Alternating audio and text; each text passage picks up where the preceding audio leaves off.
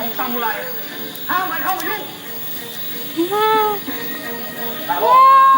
ดูแลองค์สั่งด้วยแมวแมวแมวเงี้ย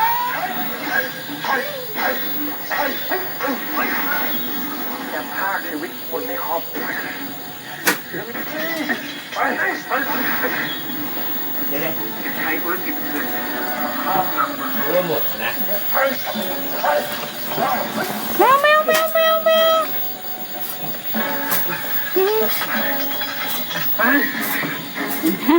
อย่าทำลายเกียรติของผู้หญิงที่ถนัดนี่ไปเทเลยไป